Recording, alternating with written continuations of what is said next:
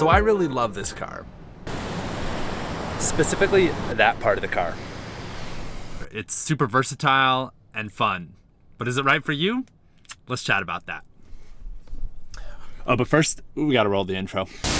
All right, this is the bag you want. I'm like 95% sure on this.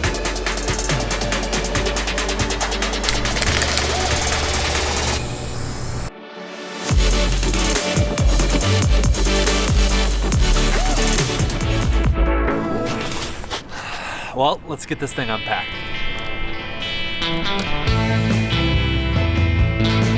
So today I want to talk about the 3 reasons why you should get the Honda Element camper and the 3 reasons why you shouldn't get it. Number 1 is if you think it's going to make you something that you're not.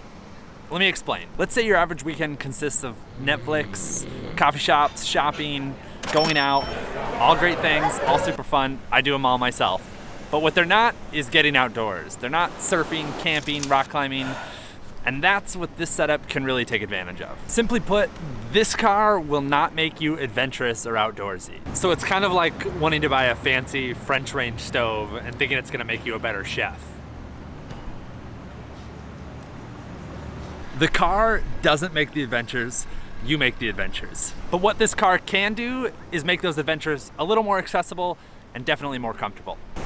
Number 2, if you can't afford it, I'm sorry, it's been declined. Don't do it. There are plenty of alternatives out there to sleeping on top of your car and spending lots of money to do it. You can sleep in a tent, you can actually put a mat down in the back of the car, fold up the seats, and it's super comfortable. Number 3, so the 3rd reason that you shouldn't get the setup is if you really want or need a fuel efficient car. It's advertised at around 23 in the city and 26 on the highway. I get quite a bit less than that. I probably average about 22 with mixed driving. So let me preface this also by saying it's not the pop top's fault. That does not affect the miles per gallon on this car. It's purely the Honda Element. The other vehicles that you can get a pop top on like this are the Jeep Wrangler and the Ford Transit Connect.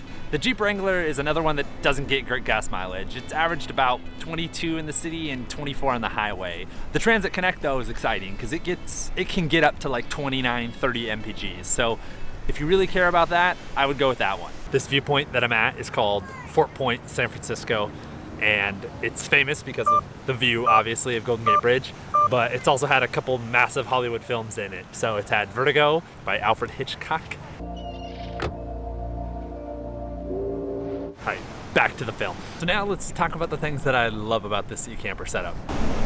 Number 1 reason that you should consider this setup is if you love getting outdoors and being adventurous and just want them to be a little more accessible and comfortable. Let's say you want to head to the beach late one night so you can catch the surf first thing in the morning. This thing can help that. Or you road trip a lot and occasionally just want to pull off the side of the road, wear legal, and catch a little sleep. Or you forgot to book an Airbnb or a campsite. This thing can help alleviate some of those concerns. I locked myself out of my car. Push on it right here. Okay. There we go. Teamwork, like Roadside assistance. Yes. Number 2.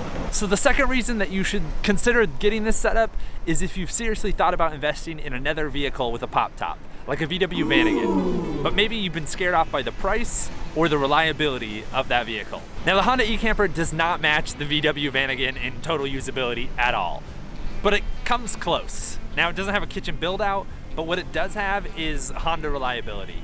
So if you're not looking to tinker with a car and you just want reliability out of it, you might want to check out the Honda Ecamper. The price is also significantly less. Significantly less. This setup is going to cost you around $11,000 to $13,000 with the vehicle and the pop top installed on top. The pop top itself is $5,000 to $6,000, and the vehicle you can find anywhere from $5,000 to $8,000. A VW Vanagon alternative without a engine swap will cost anywhere from $15,000 to $20,000. With an engine swap, it could easily cost you $20,000 to $30,000 and up. And obviously, the prices on those VW Vanagons can vary tremendously.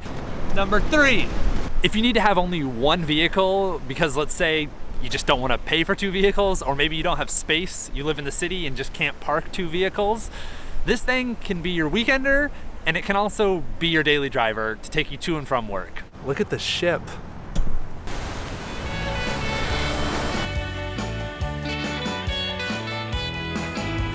All right, that's a wrap. Thanks for watching. I really appreciate it. Let me know what you thought in the comments below. If you do find yourself slightly more informed, give it a like and consider subscribing. All right, thanks everybody. Peace.